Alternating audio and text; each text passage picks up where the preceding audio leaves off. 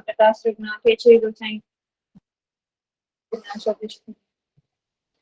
भक्त्याविहीना अपराध लक्ष्य क्षिप्ता शिखामणि कृपा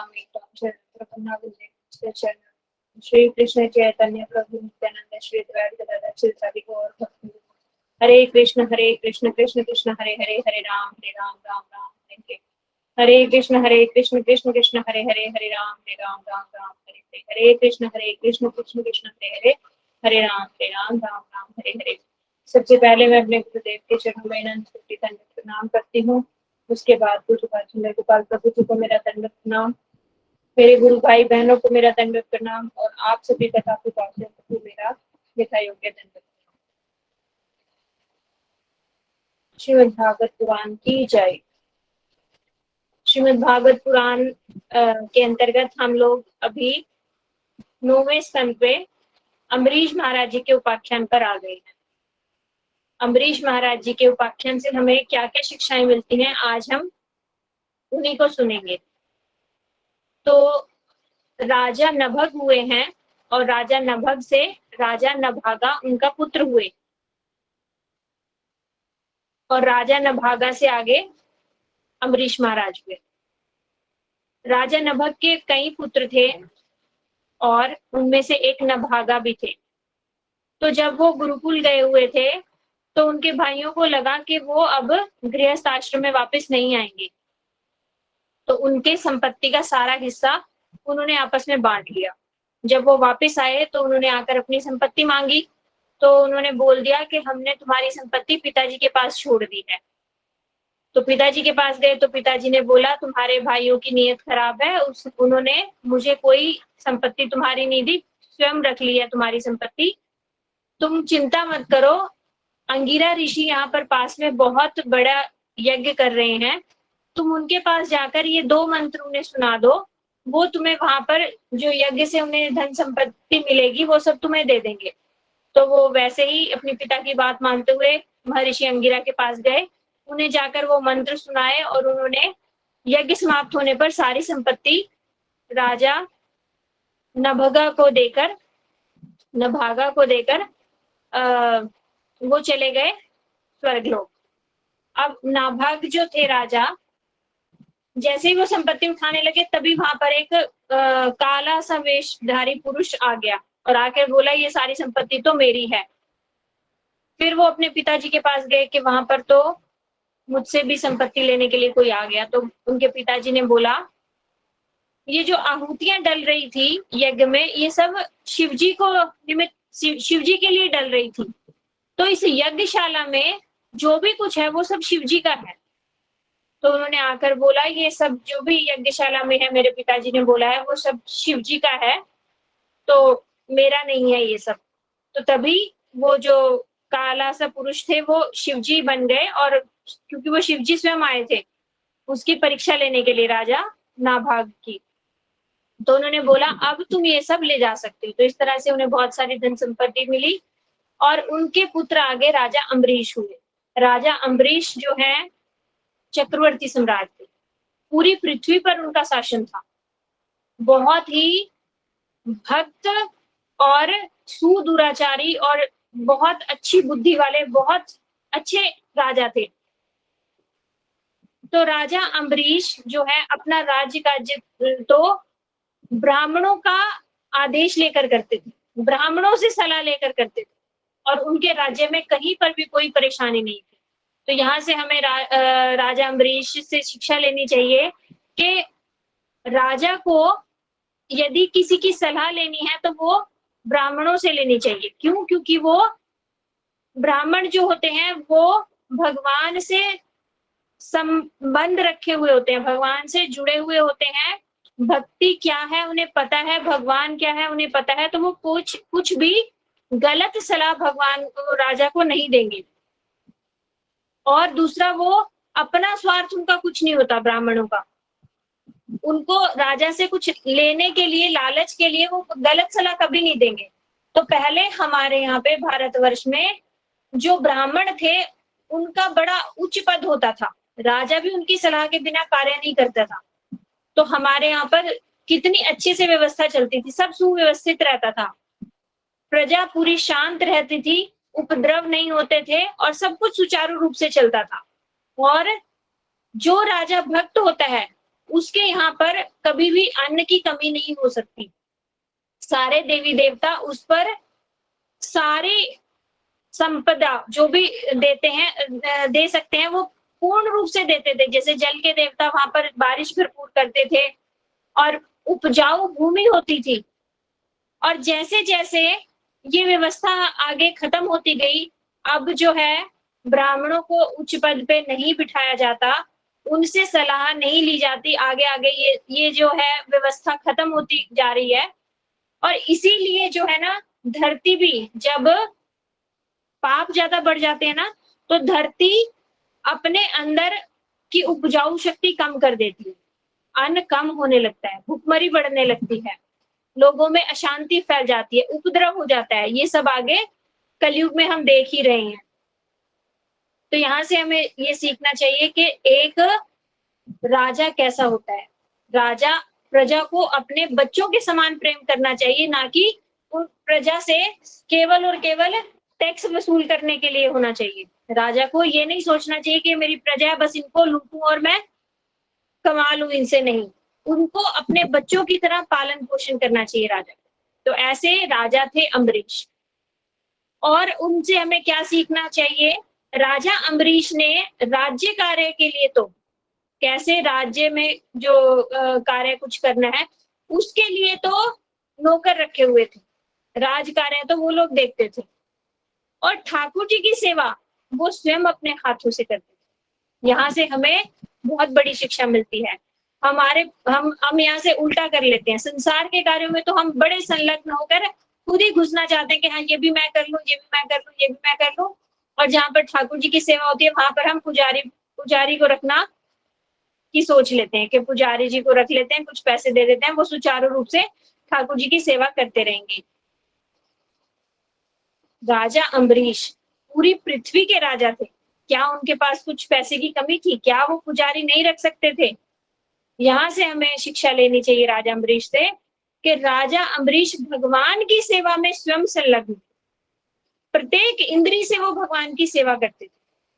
हाथों से भगवान के मंदिर में झाड़ू पोछा करते थे, भगवान का सुंदर सुंदर श्रृंगार करते थे, आरती पूजा करते थे, पैरों से भगवान के मंदिर चलकर जाते थे, वहां पर उनकी परिक्रमाएं करते थे, आंखों से भगवान के दर्शन करते थे, जिह्वा से भगवान की हरि कथा का गुणगान करते थे और भगवान को निवेदित प्रसाद ही खाते थे और कानों से भगवान की केवल और केवल हरि कथा ही सुनते थे, ग्राम्य वार्ता नहीं सुनते थे। ऐसे थे महाराजा अम्बरीश। महाराजा अम्बरीश के राज्य में कोई दुखी ही नहीं था, चारों तरफ खुशहाली खुशहाली फैली थी। क्यों? क्योंकि ऐसा भक्त राजा जहां होगा, वहां पर सभी कुछ सुचारू रूप से स्वयं चला जाएगा, चल पड़ेगा। यहाँ पे हमें ये समझना चाहिए कि प्रजा को शांत करने के लिए उसको भगवत शिक्षा देनी बहुत जरूरी है। भगवत संबंधी शिक्षा यदि हम अपनी प्रजा को देंगे, तब वो उपद्रव नहीं मचाएंगे, तब सारी व्यवस्था सुचारू रूप से चलेगी। और यदि तुम व्यवस्था को सुचारू रूप से चलाने के लिए चाहे कितनी पुलिस लगा लो, फोर्स लगा लो, व्यवस्था सुचारू रूप से पुलिस नहीं चला सकती। क्यों? क्योंकि प्रजा के अंदर गलत काम करने की प्रवृत्ति हमें खत्म करनी है, ना कि उन्हें डरा धमकाकर चुप कराना है। तो यदि राजा भक्त होगा तो प्रजा भी उसका अनुसरण करेगी, वैसे ही प्रजा भी भक्ति करेगी। और शांति कैसे आएगी? क्यों? क्योंकि एक भक्त क्या सोचता है कि यह सारी जो वस्तुएं हैं ये भगवान के लिए हैं, ये मेरी नहीं है। जब कुछ मेरा ही नहीं होगा तो लड़ाई कहाँ से होगी? लड़ाई किस लिए होती है? कि ये मेरा है, कोई इसे ले नहीं सकता, और कोई इसे लेने के लिए सोचे उससे पहले ही मैं लड़ाई कर लूं, इसलिए लड़ाइयां होती है ना। यदि सभी लोग यही समझेंगे कि ये सब कुछ भगवान का है, मेरा कुछ भी नहीं है, तो सामने वाला जो व्यक्ति है वो भी भगवान का अंश है, तो वो मेरा भाई हुआ, भाई से लड़ाई कैसे होगी? तो भगवत शिक्षा देनी बहुत जरूरी है प्रजा को। एक सही राजा, भक्त राजा जो होता है, वो अपनी प्रजा को भगवान से दूर नहीं लेके जाता, भगवान से जोड़ता है। जैसे जैसे हम भगवान से जुड़ेंगे तो हमारे अंदर की जो बुरी प्रवृत्तियां हैं वो स्वयं ही नष्ट हो जाएंगी, किसी को जबरदस्ती से बताने की जरूरत नहीं पड़ेगी। तो ऐसे राजा अम्बरीश और उनकी पत्नी भी उनको पूरा सहयोग देती थी। कहते हैं यदि पत्नी और पति दोनों एक ही रास्ते की तरफ चले तो रास्ता बहुत आसान हो जाता है, एक ही डायरेक्शन में चले। तो पत्नी भी उनकी प्रत्येक धर्म कार्य में उनका पूर्ण सहयोग देती थी। तो एक दिन उन्होंने सोचा कि हम धाम में रहकर 1 साल की एकादशी का व्रत करेंगे। और राजा अम्बरीश कोई ऐसी एकादशी नहीं करते थे कि दशमी को भी पूरा दिन पूरा भरपेट खाया और फिर एकादशी को फलाहार खाया और फिर द्वादशी को भी पूरा खाया। वो जैसा हमारे शास्त्रों में कहा गया है कि दशमी को एक दिन अन्न पाना, एकादशी को निर्जल रहना और द्वादशी को भी एक समय भोजन पाना, इस तरह से वो व्रत रखते थे। तो वहां पर मथुरा आ गए वो, और मथुरा में मधुबन जो एक जगह है वहां पर रहकर अपना एकादशी का व्रत करते थे। वहीं पर रहे वो 1 साल। तो इस तरह से किसी एक एकादशी में, प्रत्येक एकादशी के दिन जब द्वादशी आती थी तो ब्राह्मणों को पहले वो भोजन कराते थे, ब्राह्मणों को दान देते थे, उनको संतुष्ट करने के बाद उनकी आज्ञा लेकर वो अपना व्रत का पारण करते थे। तो जैसे ही उन्होंने ब्राह्मणों को भोजन कराया, ब्राह्मणों को इतनी गायें दान करी, गायें वो कैसी दान करते थे, ऐसे ही नहीं कि जो गायें काम की नहीं है चलो उसे दान कर दो, बछड़े के साथ थन उनके दूध से भरे हुए एकदम हृष्ट पुष्ट गायें, और उनके ऊपर रेशमी वस्त्र चढ़ाकर और सींगों पर सोने का पतरा लगाकर, पैरों पर खुरों पर जो है वहां पर चांदी का पतरा लगाकर, सुंदर सुंदर मालाओं से सुसज्जित करके ऐसी गायें वो दान किया करते थे। तो उन्होंने गोदान करी, ब्राह्मणों को भोजन कराया, ब्राह्मणों को संतुष्ट कराया, और उसके बाद उनकी आज्ञा लेकर जैसे ही वो पारण करने लगे, अन्न का दाना मुंह में डालने लगे, तभी दुर्वासा मुनि आ गए। दुर्वासा मुनि को देखते के साथ ही उन्होंने अपना प्रसाद जो ले रहे थे उसको एक तरफ किया और उनको बहुत अतिथि सत्कार करके बैठाया, उनके चरण स्पर्श किए और बोला आज मेरा अहोभाग्य है कि आप द्वादशी के दिन ऐसे शुभ अवसर पर आप आए हैं, तो आपको पहले आप प्रसाद में आपको पवाऊंगा, फिर अपना जो है व्रत खोलूंगा, आप बैठिए। तो वो बोले मैं इतने स्नान करके आता हूँ। तो ऐसे पास में ही यमुना नदी थी, दुर्वासा मुनि स्नान करने के लिए चले गए। जैसे ही उन्होंने डुबकी लगाई और ध्यान किया ब्रह्म का, क्योंकि वो योगी हैं, और उस ध्यान में इतने मगन हो गए कि उन्हें ध्यान ही नहीं रहा कि उन्हें अम्बरीश महाराज के पास जाना है और उन्होंने उन्हें भोजन के लिए बुलाया हुआ है। वो वहीं पे ध्यान मग्न बैठ गए। इतने में जो हम लोग पारण के टाइम पे ही पारण करते हैं ना, एकादशी से अगले दिन कुछ समय ऐसा होता है कि इसी बीच हमें अन्न खाना चाहिए। यदि हम समय पर पारण नहीं करेंगे तो हमारा एकादशी व्रत रखने का फल हमें पूर्ण रूप से नहीं मिलता। इसलिए पारण का समय हम लोग बहुत ध्यान रखते हैं कि समय से हमारा पारण हो जाए। पारण मतलब कुछ अन्न ग्रहण करना, यदि हमने फलाहार खाया है तो कुछ अन्न ग्रहण करना, और यदि हमने निर्जल व्रत रखा है तो पानी पीना। तो उन्हें लगा कि मेरी एकादशी का फल तो बेकार हो जाएगा यदि मैंने सही से पारण नहीं किया, सही टाइम पे पारण नहीं किया, पारण करने का समय कुछ सेकंड रह गया। तो उन्हें लगा कि ये तो मेरा एकादशी का व्रत नष्ट हो जाएगा, अब मैं क्या करूं। तो वहां पर ब्राह्मण थे, उन्होंने उन्हीं से सलाह ली कि मैं अपना एकादशी का व्रत भी ना नष्ट होने दूं, और जो मेरे अतिथि का सत्कार करना है, जो मेरे यहाँ दुर्वासा मुनि आए हैं उनका भी मैं अनादर ना करूं, दोनों मेरे कैसे रह सकते हैं। तो फिर जो ब्राह्मण है उन्होंने बोला कि आपने निर्जल व्रत रखा है तो आप ठाकुर जी का चरणामृत एक बूंद ले लो। आप ठाकुर जी का एक बूंद चरणामृत लोगे तो वो प्रसाद नहीं होगा, और जल होगा तो इससे आपका पारण भी हो जाएगा। तो इस तरह से आपकी एकादशी भी बच जाएगी और दुर्वासा मुनि का अनादर भी नहीं होगा। तो उन्होंने थोड़ा सा जल चरणामृत ले लिया। जैसे ही दुर्वासा मुनि आए, उनको बिठाया, उनके चरण स्पर्श किए, चरण धोने लगे, तो उन्हें एकदम से, क्योंकि वो साधारण मुनि नहीं है, योगी हैं, सब जानते हैं वो, एकदम से उन्हें पता चल गया कि इसने तो चरणामृत पान कर लिया मुझसे, मेरे आने से पहले। तो इतने गुस्सा हो गए दुर्वासा मुनि और उन्होंने बोला, देखो इसकी कितना भला बनता है, अभी मुझे बोला कि आप आइए, आपको संतुष्ट करा के, आपको भोजन पवा के मैं भोजन पाऊंगा, और मैं आने में थोड़ा सा देर क्या हो गई मुझे, ये तो अब इसने तो चरणामृत पी लिया बिना मेरी आज्ञा के। पहले अतिथि को खिलाना चाहिए, अतिथि की आज्ञा से हमें प्रसाद पाना चाहिए, शास्त्रों का नियम है। तो मैं आया भी नहीं और इसने चरणामृत पान कर लिया। तो उन्हें बहुत गुस्सा आया दुर्वासा मुनि को, और अम्बरीश महाराज जी तो हाथ जोड़कर खड़े हो गए कि जो आप दंड देना चाहो मुझे स्वीकार है, ये हाँ मैंने अपराध किया है आपके चरणों में। तो दुर्वासा मुनि ने अपने एक केश को निकाला और उससे अग्नि जैसा एक राक्षस प्रकट कर दिया, कृत्या, और वो अम्बरीश महाराज जी को जलाने के लिए भाग।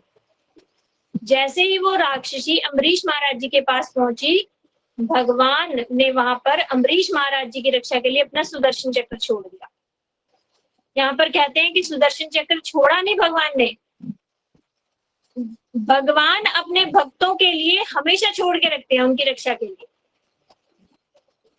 ऐसे भक्त जिनकी रक्षा की चिंता भगवान को रहती है, भक्तों को अपनी चिंता नहीं रहती। महाराजा अम्बरीश तो हाथ जोड़कर खड़े थे, जो सजा देनी है आप मुझे दे दीजिए। यहाँ से हमें एक और शिक्षा सीखने को मिलती है कि जो भक्त होता है वो प्रत्येक स्थिति को एज इट इज अपनाता है, उसमें ये नहीं कहता कि ऐसा क्यों हो गया और ये क्यों कर दिया और ये इसने कर दिया और वो उसने कर दिया। वो प्रत्येक परिस्थिति में भगवान का धन्यवाद करता है और उसको सहनशीलता के साथ सहन कर लेता है। उसमें कुछ क्वेश्चंस नहीं खड़े करता कि भगवान ये आपकी वजह से हुआ या ये इस व्यक्ति की वजह से हुआ। वहां पर दुर्वासा मुनि पे उन्होंने कोई आरोप नहीं लगाया कि दुर्वासा मुनि अपने आप को समझते क्या है, मैंने तो उनके लिए इतना इंतजार किया और मैंने अपना व्रत नहीं खराब करना था, इसलिए ये कुछ नहीं कहा। अम्बरीश महाराज ने हाथ जोड़कर खड़े हो गए कि जैसी आपकी आज्ञा। तो ऐसे भक्तों जो भगवान के पूर्ण शरणागत हैं, उनके लिए सुदर्शन चक्र भगवान छोड़ के रखते हैं कि इस भक्त की रक्षा का दायित्व तुम्हारे ऊपर। तो सुदर्शन चक्र जैसे ही वो जो राक्षस छोड़ाई थी अम्बरीश महाराज जी के ऊपर, वो अम्बरीश महाराज जी की तरफ पहुंच भी नहीं सकी, इतने में ही सुदर्शन चक्र जो है वो दुर्वासा ऋषि की तरफ आ गया और दुर्वासा ऋषि को ज्वलन महसूस होने लगी, जैसे वो सुदर्शन जला देगा दुर्वासा ऋषि। इस तरह से दुर्वासा ऋषि वहां से भाग खड़े हुए। यहाँ पर ये शिक्षा कि जो योगी हैं उन्हें अपनी मृत्यु का भय है, लेकिन भक्त को अपनी मृत्यु का भय नहीं होता। क्यों नहीं होता भक्त को अपनी मृत्यु का भय? कोई अनम्यूट करके बताओ तो।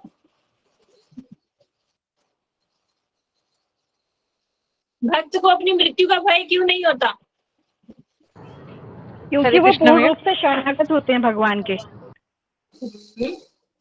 और क्योंकि मैया उन्होंने अपने प्राण ही भगवान को दिए होते हैं, तो फिर इसमें क्या। और उन्होंने कुछ साधन भजन कर रखा होता है, उन्हें पता है कि साधन भजन किया हुआ है और भगवान यहाँ पर भी भगवान को याद करना है। और इस मृत्यु के, अगर ये शरीर की मृत्यु हो भी गई तो दुर्गति होगी नहीं, उन्हें भगवान पे पूरा विश्वास होता है कि भगवान उन्हें सदगति ही देंगे और भगवान अपने पास ही बुलाएंगे। तो ये मरना अच्छा हुआ कि बुरा हुआ? ये शरीर छूट जाए भक्त का तो भक्त जाएगा कहाँ? जिसने भगवान को अपना सब कुछ दे रखा है, भगवान के इतने शरणागत है, तो भगवान के उसे ऐसे ही छोड़ देंगे? भगवान अपने पास ही तो बुलाएंगे ना। तो भगवान के पास जाना किसी को बुरा तो नहीं लगेगा ना? किसी को डर तो नहीं होगा? डर किसे होगा? जिसने कुछ साधन भजन ही नहीं कर रखा होगा। उसे पता है कुछ किया नहीं मैंने, अब तो यमराज आएंगे और कढ़ाई में तला जाऊंगा। तो जो अभक्त होते हैं वो डरते हैं, कह रहे नहीं नहीं मृत्यु नहीं आनी, मृत्यु नहीं आनी। और दूसरा वो क्या समझते हैं, अभक्त क्या समझते हैं, ये शरीर मेरा है, इसको कैसे छोड़ दूं, ये घर मेरा है, इसको कैसे छोड़ दूं, ये बच्चे मेरे हैं, इनको कैसे छोड़ दूं, नहीं नहीं नहीं मुझे नहीं जाना, मुझे नहीं जाना। और भक्त क्या कहता है, ये शरीर भी आपका, ये घर भी आपका, ये बच्चे भी आपके, जब चाहे दे दो, जब चाहे ले लो, है ना, सब कुछ भगवान का है। इसको ऐसे समझो, एक व्यक्ति किराए के मकान में रहता है, उसे मकान वाला आके कह दे कि भैया कल से आपको ये घर खाली करना है। वो किराए पे रहता है, उसको पता है ये मेरा घर नहीं है, वो 1 मिनट में घर खाली करके निकल जाएगा। और वही यदि आपका खुद का घर है और कोई आकर आपको बोले निकलना है आपको कल, तो कैसे कोई निकलेगा क्या? अगर नहीं नहीं मेरा है, मैं कैसे निकल जाऊं? तो इसी तरह ये शरीर जो भगवान से जुड़े हुए नहीं होते, अभक्त जो होते हैं, वो इसको अपना समझ लेते हैं कि इस शरीर को छोड़कर मैं जाऊं कैसे, जबकि ये तो किराए का मकान है। कुछ समय के लिए हमें भगवान ने ये यहाँ पे रहने के लिए दिया है, जब चाहे भगवान इसे खाली करवा सकते हैं। लेकिन हम क्या कर देते हैं, बेवकूफी कर देते हैं, जैसे कोई किराएदार उस मकान को अपना समझ ले और उसे सजाने बैठ जाए, और उसमें जब मकान वाला आके बोले खाली करो, तो बोले भैया 5 लाख तो मैंने कल ही लगाए इस मकान पे, देख देख मैंने पीओपी लगवा दी है, फॉल सीलिंग लगवा दी है, इतने बड़े वुडन इसके दरवाजे लगवा दिए, मैं कैसे छोड़ू? तो मकान वाला क्या कहेगा, तू बेवकूफ है, तुझे नहीं पता था ये तेरा घर नहीं है, कभी भी आके मैं इसे खाली करवा सकता हूँ, ये मेरा घर है, तूने इसमें इतनी इन्वेस्टमेंट करी, वो तेरी बेवकूफी है, अब मुझे कुछ नहीं पता, तू खाली करना पड़ेगा तुझे, है ना। तो इसी तरह हमें शरीर में ज्यादा इन्वेस्टमेंट नहीं करनी, कभी भी छूट जा सकता है ये, तो इसी के पीछे अपना सारा जीवन बर्बाद नहीं कर देना कि इसी को सजाते रहे और इसी के लिए सुख के लिए इस शरीर को सुखी कैसे कर दे, इसी के लिए हमें सारा कुछ नहीं करना। इसके अंदर जो हम हैं आत्मा, उस आत्मा को सुखी कैसे कर दे, इसके लिए हमें प्रयासरत रहना चाहिए। तो अम्बरीश महाराज जी ने हाथ जोड़ के खड़े रहे और दुर्वासा मुनि वहां से भाग लिए। भाग कर कहाँ पहुंचे, अपने आप को बचाने के लिए एक कंदरा में घुसे, उस कंदरा में भी सुदर्शन चक्र ने पीछा नहीं छोड़ा, वहां भी पीछे पीछे पीछे।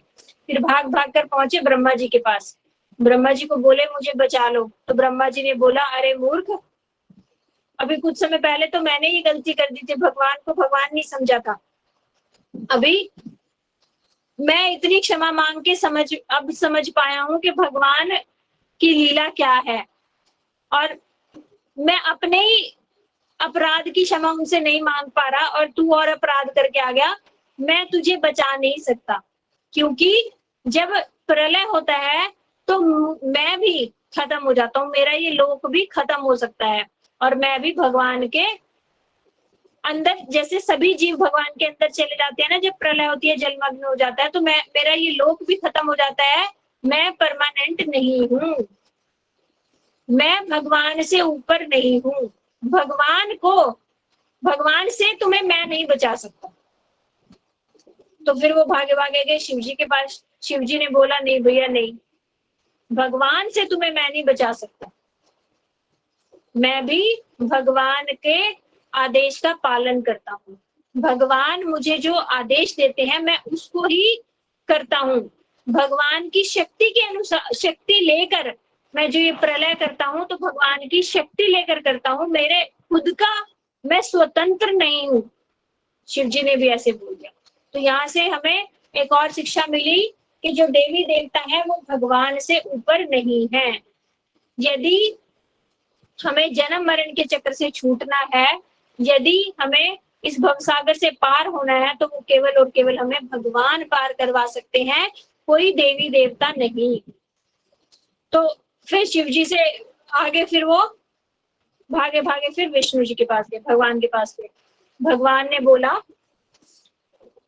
कि मैं भी तुम्हें नहीं बचा सकता। तो दुर्वासा ऋषि तो इतने हैरान कि जिनका सुदर्शन चक्र है वो कह रहे हैं कि मैं भी तुम्हें नहीं बचा सकता।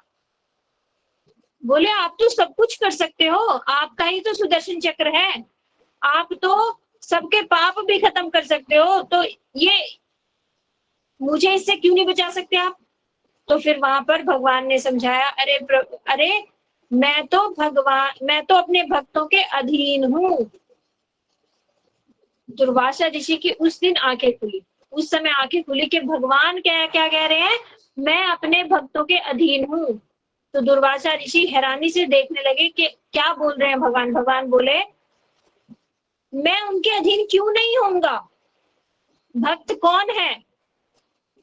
भक्त है जो सारा कुछ मुझे समर्पण कर दे और अपने लिए कुछ भी मांगे ना मुझसे, अन्य अभिलाषिता शून्य हो जाए, वो भक्त है। जो अपने लिए मुझसे कुछ मांगता नहीं, केवल और केवल मेरी प्रसन्नता के लिए जीवन जी रहा है, तो मैं उसको नहीं देखूंगा क्या, उसको छोड़ दूं मैं? ऐसे भक्तों के तो हृदय में मैं ही रहता हूं।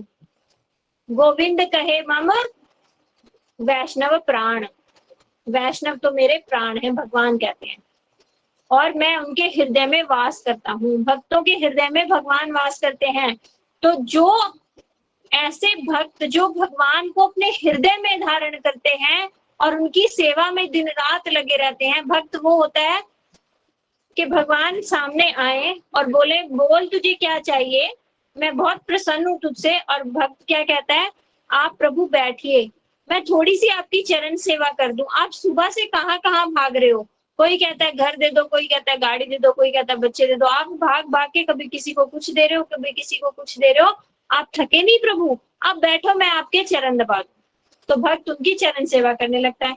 फिर थोड़ी देर बाद भगवान कहते हैं, अच्छा अभी मेरे को बहुत अच्छा लग रहा है, तूने मेरी सेवा भी कर दी, मैं बड़ा खुश हूं, अभी तो तू कुछ मांग ले। भक्त क्या कहता है, प्रभु थोड़ी सी और दे दो चरण सेवा। अच्छा अब मैं आपके हाथ दबा दूं, आपका सर दबा दूं। मतलब भक्त को जितनी बार भगवान कुछ देना चाहेंगे, भक्त उतनी ही बार और ज्यादा सेवा मांगता है, वो होता है भक्त। तो ऐसे भक्त के भगवान अधीन क्यों नहीं होंगे? इसे कहते हैं भक्त पराधीन। भगवान जो है भक्तों के अधीन इसलिए हैं, क्यों? क्योंकि वो अपने प्रेम में भगवान को बांध के रखते हैं। तो भगवान ने बोला कि तूने अपराध जहां किया है उसी से क्षमा मांग, वही तुझे छुटकारा दिलवा सकता है, इस सुदर्शन से मैं तुझे नहीं बचा सकता। उस दिन दुर्वासा मुनि को भक्त की महिमा समझ आई।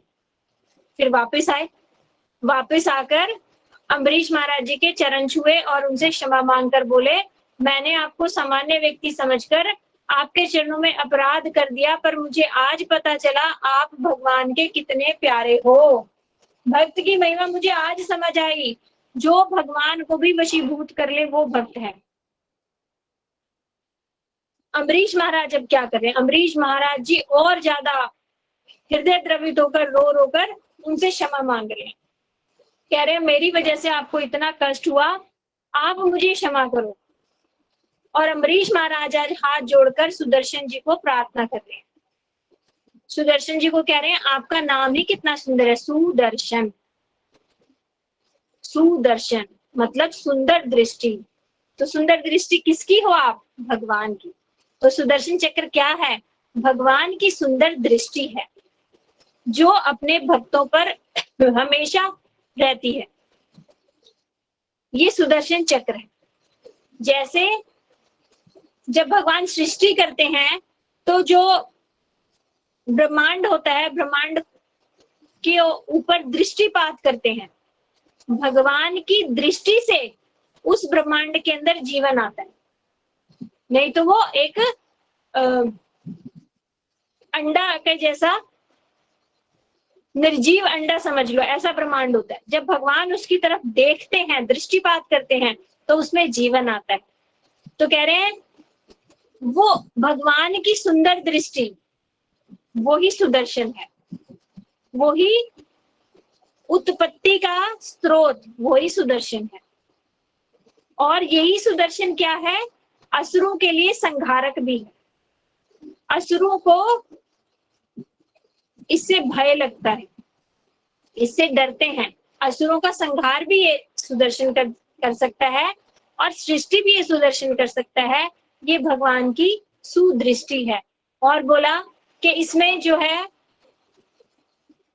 सुदर्शन चक्र की वहां पर बहुत सुंदर सुंदर प्रार्थनाएं करी अम्बरीश महाराज जी ने कि आप क्षमा कर दो इस ब्राह्मण को, आप तो जो हो भगवान के इतनी सुंदर, आप तो सेवा करते हो, भगवान के प्रिय भक्त हो आप एक किस्म से, तो आप इस ब्राह्मण पर आप क्षमा कर दो, इस ब्राह्मण को आप क्षमा कर दो, मेरी गलती थी जिसका दोष इस ब्राह्मण को लग गया, और ये ब्राह्मण के को बचाना आप ही बचा सकते हो, आप कृपा करके इस ब्राह्मण का दोष क्षमा कर दो। वो दोष इनका नहीं था, वो मेरा था। अम्बरीश महाराज जी ये बोल रहे हैं कि ये जो गलती है, ये दोष है, ये मेरा है, इसलिए आप इन्हें क्षमा कर दो। जब दुर्वासा मुनि ने ऐसी सुंदर प्रार्थनाएं सुनी कि जिनकी चरणों में मैंने अपराध किया है वो मेरे ही बचाने के लिए प्रार्थना कर रहे हैं, ये है भक्त। भक्त को कहते हैं ना अजात शत्रु, भक्त का कोई शत्रु नहीं होता, पर हमने तो देखा भक्त के तो हजारों शत्रु होते हैं। प्रहलाद महाराज जी के खुद के पिता शत्रु थे, और भक्तों के तो असुर होते ही होते शत्रु हैं, तो ये क्या मतलब हुआ फिर? अजात शत्रु कैसे बोल दिया? अजात शत्रु इसलिए बोल दिया कि भक्त किसी को भी अपना शत्रु नहीं समझता। युधिष्ठिर महाराज दुर्योधन को दुर्योधन भी नहीं कहते थे, सुयोधन कहते थे। युधिष्ठिर महाराज दुर्योधन को अपना शत्रु नहीं मानते थे, दुर्योधन मानता था युधिष्ठिर महाराज जी को अपना शत्रु। तो इसलिए भक्तों को अजात शत्रु कहा जाता है कि भक्त किसी को भी अपना शत्रु मानते ही नहीं। क्यों? क्योंकि वो प्रत्येक जीव के अंदर बैठे परमात्मा का दर्शन करते हैं, और वो ये सोचते हैं कि ये भी परमात्मा का अंश है, मैं भी परमात्मा का अंश हूं, तो हम तो भाई भाई हुए, और उसके अंदर बैठे परमात्मा है, तो उसके लिए मैं कैसे अपशब्द बोल दूं? हम किसी को गाली कैसे दे सकते हैं? क्योंकि हम उसके अंदर बैठे परमात्मा को देख ही नहीं पा रहे, उसके शरीर को देखते हैं और उसको गाली दे देते हैं, उसको बुरा बोल देते हैं, अपशब्द बोल देते हैं।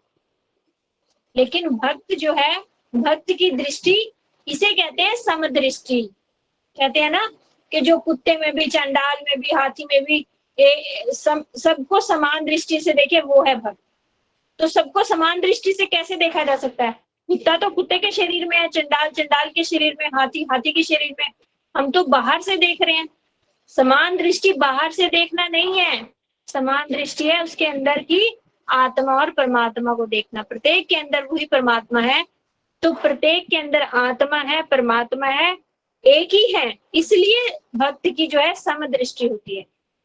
तो अम्बरीश महाराज जी ने बहुत सुंदर प्रार्थनाएं करी, तो वहां पर फिर सुदर्शन चक्र वापस चले गए, और अम्बरीश महाराज जी ने फिर दुर्वासा मुनि को बिठाया और उनको संतुष्ट किया। कहते हैं 1 साल हो गया था अम्बरीश महाराज जी से ये दुर्वासा मुनि को अपने बचाव के लिए भागते भागते जब वापस आए तो 1 साल पूरा गुजर चुका था। अम्बरीश महाराज वहीं हाथ जोड़े वहीं पर खड़े थे, उन्होंने भी भोजन नहीं पाया था। 1 साल वो केवल पानी पीकर रहे थे। जब उन्होंने दुर्वासा मुनि को भोजन कराया, उसके बाद फिर भोजन ग्रहण किया, तो दुर्वासा मुनि तब बोले कि अब से पहले मैं आपको साधारण एक राजा समझकर आपका आतिथ्य स्वीकार कर रहा था, आज मैं एक वैष्णव की महिमा समझ गया हूँ, और आपको एक वैष्णव समझकर आपके दर्शन करने के लालसा से मैं आपके पास और रुकना चाहता हूँ, आपके दर्शन करना चाहता हूँ, और आपकी महिमा का मैं श्रवण करना चाहता हूँ, देखना चाहता हूँ, इसलिए आज मैं आपका आतिथ्य स्वीकार कर रहा हूँ। इसके बाद दुर्वासा ऋषि समझ पाए कि वैष्णवों के जो कार्यकलाप हैं, जो बाहरी दृष्टि से हमें देखते हैं, हम देखकर हमें कुछ भी निष्कर्ष पर नहीं पहुंच जाना चाहिए। यहाँ पर हमें गीता जी का वो श्लोक हमेशा याद रखना चाहिए, जो कोई भगवान की अनन्य भक्ति करता है, वो चाहे सुदूराचारी भी क्यों ना हो, हमें उसे साधु ही मानना चाहिए। क्यों साधु मानना चाहिए? क्योंकि वो भगवान की अनन्य भक्ति कर रहा है ना, तो भगवान स्वयं उसके हृदय में आकर बैठ जाएंगे और उसकी जो पुराने पुराने जन्मों की दुष्प्रवृत्ति है, कुकर्म करने की, बुरे कार्य करने की, जो सिर्फ प्रवृत्ति मात्र रह गई, वो एक दिन अपने आप साफ कर देंगे भगवान। सब कुछ उसका हृदय में जो दूषित है, वो उसे कलुषित है, वो सब खत्म कर देंगे, सुंदर मन सुमन उसका कर देंगे। और वो साधु तो उसी दिन से बन गया जिस दिन उसने भगवान की अनन्य भक्ति शुरू की। बस थोड़ी सी गंध मात्र बची है। जैसे ये फैन जब चलता है तो स्विच ऑफ करने के बाद भी कुछ समय चल रहा होता है ना, तो कोई जो व्यक्ति ना समझे वो क्या कहेगा, अरे भैया पंखा बंद ही नहीं हो रहा, तुमने तो स्विच ऑफ कर दिया, पंखा बंद क्यों नहीं हो रहा। समझदार व्यक्ति क्या कहेगा, थोड़ी सी देर चलेगा, चलते चलते अपने आप रुक जाएगा, अब स्विच ऑफ है, थोड़ी सी देर में ये अपने आप पक्का बंद हो ही जाएगा। तो इसी तरह हमने भगवान की जिस व्यक्ति ने भगवान की शरण ग्रहण कर ली है, वो सुदुराचार ज्यादा समय तक नहीं करेगा। क्यों? क्योंकि उसका भगवान ने कर्मों के फल का जो स्विच ऑफ है वो कर दिया है, उसके कर्म फल काट दिए हैं। बस थोड़ी सी उसकी प्रवृत्ति भी खत्म हो जाए, इसलिए थोड़े से वो अपने पुराने जन्मों की प्रवृत्ति अनुसार हमें दिखाई दे रहा है कि हाँ ये तो सामने दिखाई दे रहा है, गलत काम कर रहा है, भगवान उसके जिम्मेदार है। यहाँ से हमें समझना चाहिए वैष्णव अपराध कितना बड़ा है। वैष्णव अपराध को कहा गया है पागल हाथी के समान, और हमारी भक्ति लता होती है, इतनी पतली सी भक्ति लता क्या एक पागल हाथी के सामने टिक सकती है? जैसे पागल हाथी एक बगीचे में घुस जाए तो कितना उत्पात मचा देगा ना। वो हमारी कोमल सी लता, अभी बस उसमें 2-3 पत्ते ही आए हैं और हमने कर दिया वैष्णव अपराध। वैष्णव अपराध समझ लो, हमने पागल हाथी को न्योता दे दिया। बचेगी क्या हमारी भक्ति लता? तोड़ ताड़ के फेंक देगा ना। तो इसी तरह से कहा गया है कि वैष्णव अपराध से हमें बचना चाहिए। भक्ति राज्य में सब कुछ सरल है, बहुत सरल है, कोई मुश्किल नहीं, कोई कलेश नहीं। योग मार्ग में, कर्म मार्ग में बहुत कलेश है, बहुत मुश्किल रास्ता है। चित्त शुद्धि होना अनिवार्य है, तब तुम योग करने के लायक बनोगे। भक्ति में कुछ भी अपेक्षा नहीं की जा सकती। जिस स्थिति में हो, कलुषित मन है, दूषित मन है, बुरे काम करते हो, कैसी भी अवस्था में हो, बस एक बार हाथ उठा के कह दो, हे गोविंद राखोला जब तो जीवन हारी, हे गोपाल राखोला जब तो जीवन हारी। भगवान मैं आपकी शरण में हूँ। जैसे ही हमने हाथ उठाकर एक बार भगवान को पुकार लिया ना, भगवान हमारा हाथ नहीं छोड़ेंगे। भगवान हमारे लिए भक्ति पथ को सरल करते जाएंगे और हमारे लिए अनुकूल परिस्थितियां करते जाएंगे। बस यहाँ पर एक ही बात की अपेक्षा की जाती है, वो क्या है? वैष्णव अपराध।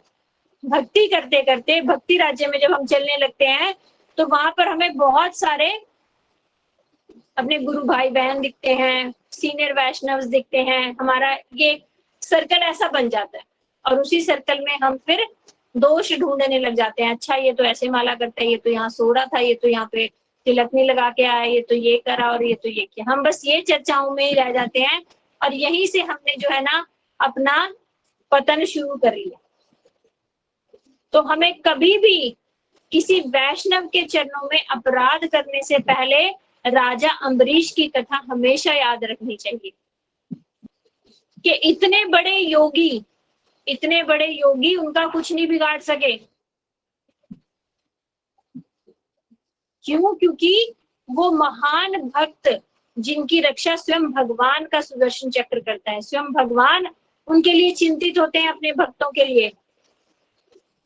तो उन भक्तों के लिए कुछ उल्टा बोलकर हम क्यों, वो याद रखना पागल हाथी वाली, क्यों पागल हाथी को बुला रहे हैं कि आओ आओ। वैष्णव अपराध बहुत बड़ा है, बहुत बड़ा होता है। भगवान अपने लिए कोई भगवान को कोई गाली देना तो भगवान उसे सहन कर लेते, उसे क्षमा कर देते हैं। लेकिन भगवान क्या कहते हैं? मुझे सबसे प्रिय कौन है? भगवान के भक्तों का भी भक्त, दासानुदास सबसे प्रिय है। तो जो भक्तों को भी हम अगर कुछ बोल देंगे ना तो भगवान वो सहन नहीं कर सकते। ये भगवान ने गीता जी में भी बोला है, भागवत जी में भी बोला है कि मुझे सबसे प्रिय कौन है। यदि कोई कहे ना भगवान मैं आपका भक्त हूँ, तो मैं उसकी तरफ देखता भी नहीं। यदि कोई कह दे भगवान मैं आपके भक्तों का भक्त हूँ, तो मुझे वो बहुत प्रिय लगता है। मैं उसको उसी समय कृपा दृष्टि कर देता हूँ उसके ऊपर। तो हमें हमेशा भक्तों के भक्त बनने की कोशिश करनी चाहिए। सीधे भगवान तक नहीं जाया जा सकता। भगवान तक जाने का यही रास्ता है कि जो लोग भगवान से जुड़े हुए हैं उनके चरणों की शरण ग्रहण करी जाए। यहाँ पर एक और हमें ये सीखने को मिलता है। तो इस तरह से अम्बरीश महाराज जी की कथा से हमें बहुत सारी शिक्षाएं मिली। एक तो हमें पारण समय से जरूर करना चाहिए। उसको एकादशी का फल नहीं मिलता जो टाइम से पारण नहीं करता, क्योंकि शास्त्रों में यही विधि लिखी है। शास्त्रों की विधि के आगे हमें किसी की भी बात नहीं सुननी चाहिए। वहां पर दुर्वासा मुनि जो थे योगी थे, महान योगी थे, साधारण योगी नहीं थे। तो महान योगी की बात भी नहीं मानी, नहीं सुनी अम्बरीश महाराज जी ने, और शास्त्रों की बात जो भगवान से संबंधित थी वो बात मानी कि एकादशी व्रत तो भगवान की प्रसन्नता के लिए है, और एकादशी व्रत का पालन भगवान की प्रसन्नता के लिए मैं ठीक से करूंगा। ये उन्होंने ऊपर रखा। साधारण जगत का अतिथि सत्कार उन्होंने छोड़ दिया, छोड़ा नहीं, कुछ उपाय बना लिया, पर फिर भी उन्होंने अपने व्रत की रक्षा पहले की।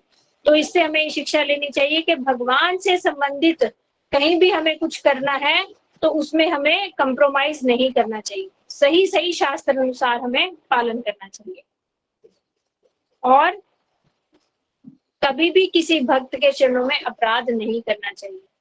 भगवान उनके वशीभूत होते हैं। भगवान सहन ही नहीं कर सकेंगे हम किसी के भक्त के चरणों में अपराध करें। तो इस तरह से राजा अम्बरीश और दुर्वासा ऋषि की जो कोई ये कथा सुनता है वो मुक्त हो जाता है, इसमें ऐसा लिखा है, सुनने वाला भी और बोलने वाला भी। तो हमें इनके राजा अम्बरीश की कथा को हमें बार बार सुनना चाहिए, जिससे हमारे अंदर दृढ़ता आएगी कि एकादशी का पालन राजा अम्बरीश ने कैसे किया। हमें भी ऐसे दृढ़ता से एकादशी पालन करना चाहिए। इसको ऐसे नहीं कि बस ठीक है इतने सारे हम और व्रत कर रहे हैं उन्हीं की तरह एक एकादशी व्रत है, नहीं। एकादशी व्रत भगवान को प्रसन्न कर सकता है। भगवान को प्रसन्न करने वाला व्रत कोई साधारण व्रत नहीं हो सकता ना। उसमें कुछ भी अपने मन मर्जी से कुछ भी जोड़ना नहीं चाहिए, कुछ भी उसमें चेंज नहीं करना चाहिए।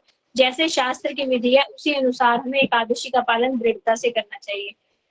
जो भी इस कथा को बार बार पढ़ता है, महाराजा अम्बरीश के कार्यकलापों से संबंधित इस कथा का चिंतन करता है, वह अवश्य ही भगवान का शुद्ध भक्त बन जाता है। भगवत कृपा से जो लोग महान भक्त महाराजा अम्बरीश के कार्यकलापों के विषय में सुनते हैं वे अवश्य ही मुक्त हो जाते हैं या तुरंत भक्त बन जाते हैं। तो हमें तो भक्ति ही चाहिए। तो महाराजा अम्बरीश के चरणों में कोटि कोटि दंडवत प्रणाम। श्रीमद् भागवत पुराण की जय। वांछा कल्पतरुभ्यश्च कृपा सिन्धुभ्यो पतितानां पावनेभ्यो वैष्णवेभ्यो नमो नमः। हरि बोल। आपका किसी का कोई प्रश्न हो? हरे कृष्णा।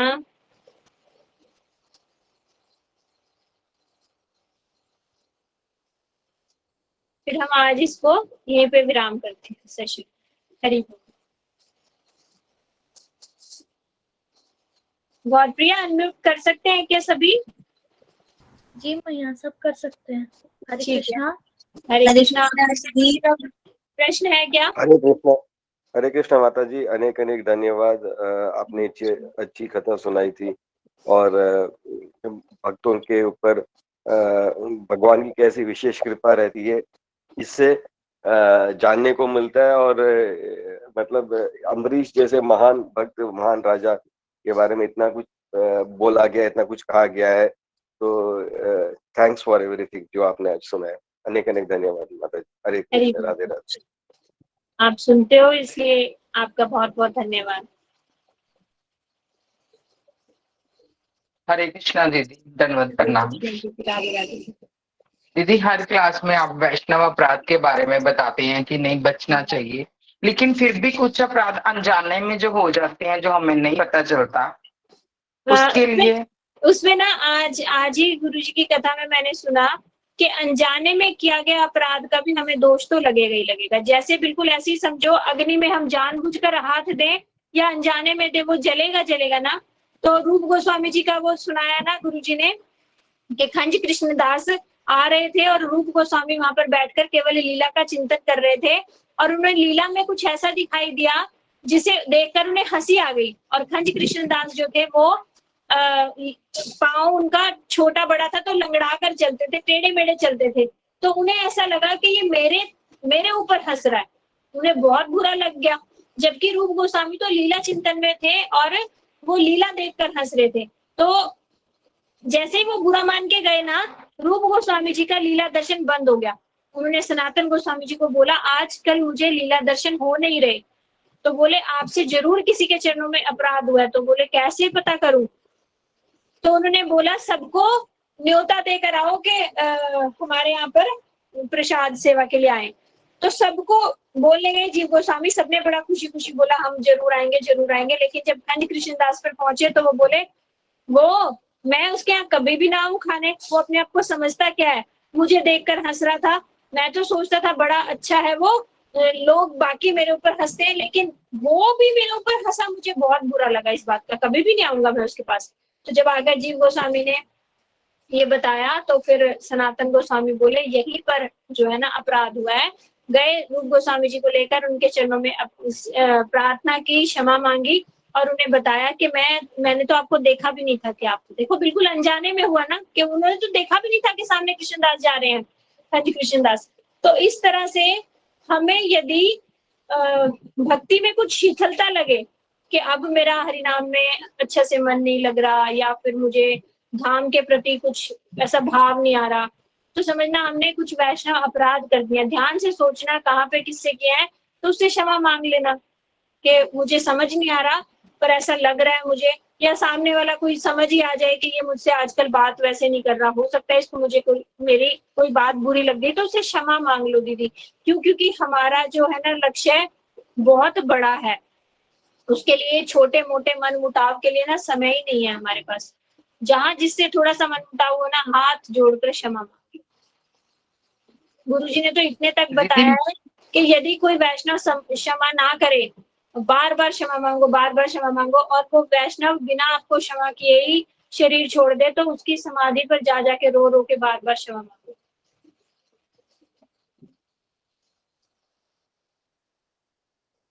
क्या बोल रहे थे दीदी आप? दीदी आज हरे कृष्णा दीदी, मैंने भी आज वही कथा सुनी है और इसीलिए मैं भी थोड़ा वो तो दीदी भगवान के परिकर थे, उनको तो पता चल गया कि हमसे ये अपराध हुआ है, तो हमें तो नहीं पता चल सकता ना, हम इतने लेवल तक तो नहीं पहुंचे हुए कि हम खुद जान।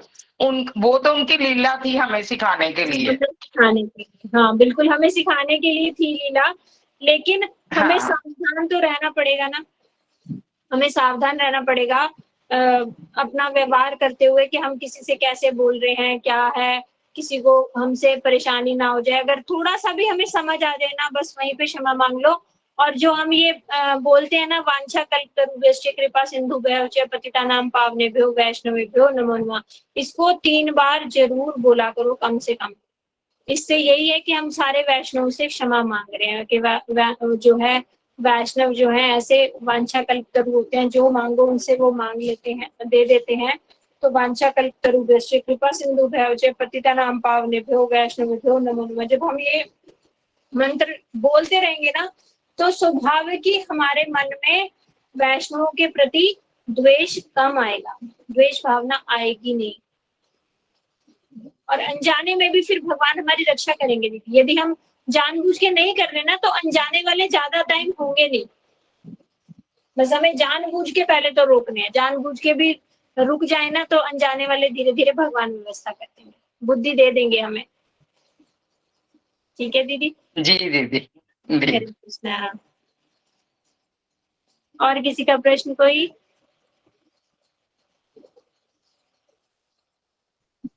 ठीक है। वांछा कल्पतरुभ्यश्च कृपा सिन्धुभ्यश्च पतितानां पावनेभ्यो। हरे कृष्ण कृष्ण कृष्ण हरे हरे, हरे राम राम राम हरे हरे, हरे कृष्ण कृष्ण कृष्ण हरे हरे, हरे राम हरे राम। जय गौर प्रेमानंदे हरे। हरे कृष्णा दीदी, दंडवत प्रणाम।